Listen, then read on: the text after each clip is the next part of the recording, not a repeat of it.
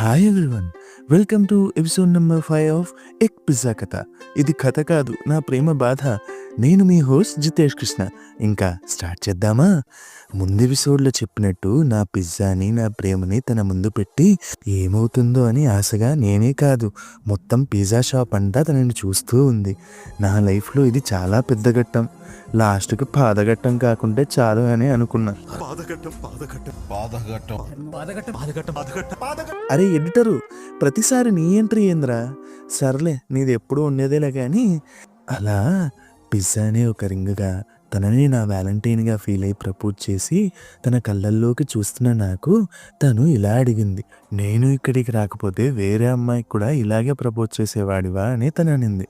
అది వింటూనే నేను తన కళ్ళల్లోకి అలానే చూస్తూ, నీకన్నా అందమైన అమ్మాయిల్ని చాలామందినే చూసా, కానీ నీ కళ్ళు, నీ నవ్వు, నీ మాటలు, ముఖ్యంగా నీ మనసు, అసలు ఎవరో తెలియని నన్నే ఇన్ని జాగ్రత్తలు చెప్పి చిన్న పిల్లల్లా చూసుకుంటున్నావు. ఇంకా పెళ్లి చేసుకున్న వాడిని ఇంకెంత ప్రేమగా చూసుకుంటావు.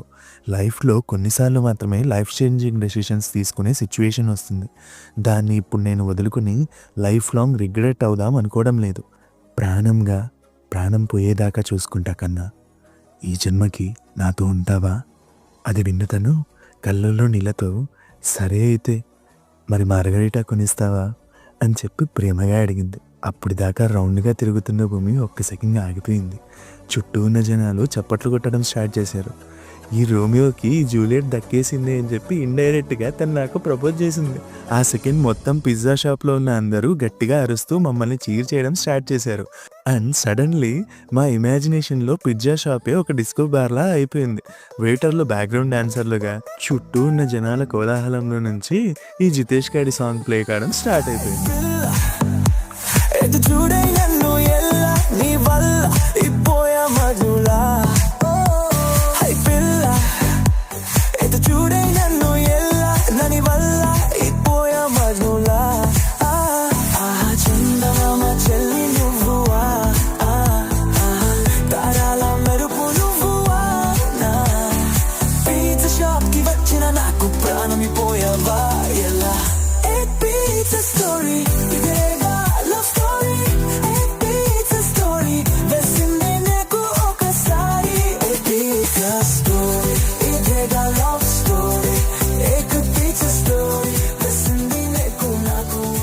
పాట పాడుకొని ప్రశాంతంగా కూర్చున్న మా చుట్టూ జనాలు మమ్మల్ని విష్ చేస్తూ ఉన్నారు.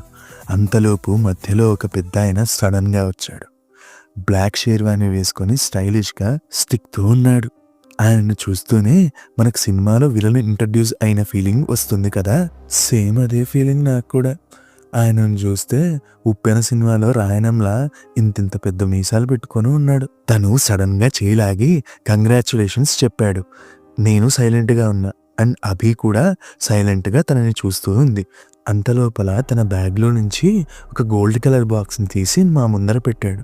అది ఏదో పాతకాలం బాక్స్లా ఉంది. సెంటర్లో మెరుస్తూ రెడ్ స్టోన్ కూడా ఉంది. అండ్ ఈ బాక్స్ని అమ్మాయి మాత్రమే ఓపెన్ చేయాలి అని చెప్పి తను వెళ్ళిపోయాడు. నేను సైలెంట్గా తన మాట విని బాక్స్ని టేబుల్ మీద పెట్టా. అలా చూస్తూనే తను జనాల్లో కలిసిపోయాడు. ఆ కన్ఫ్యూజన్ సిచ్యువేషన్లో ఏం చెప్పాలో ఏమీ అర్థం కాలేదు. మేము ఇద్దరం ఒక్క సెకండ్ ఆ బాక్స్ని అలానే చూస్తూ ఉన్నాం. అలా లవ్ లైఫ్లోకి జస్ట్ అడుగుపెట్టిన నాకు ఈ గోల్డెన్ బాక్స్ మిస్టరీ తగిలింది. లైఫ్లో ఫస్ట్ టైం ఏదో పెద్ద ట్విస్ట్ స్టార్ట్ కాబోతుంది అనిపించింది. మరి ఈ బాక్స్ ఓపెన్ చేశామా? ఆ తర్వాత ఏం జరిగింది? అది తెలుసుకోవాలంటే మీరు వినాలి ఎగ్ పిజ్జా కథ. ఇది కథ కాదు, నా ప్రేమ బాధ. స్టోరీ ఇచ్చింది Ram Krishna, direction podcasting by Jitesh Krishna. So next week same టైంకి మళ్ళీ కలుసుకుందాం. అంతవరకు బాయ్ బాయ్. ఇట్లు మీ జితేష్ కృష్ణ.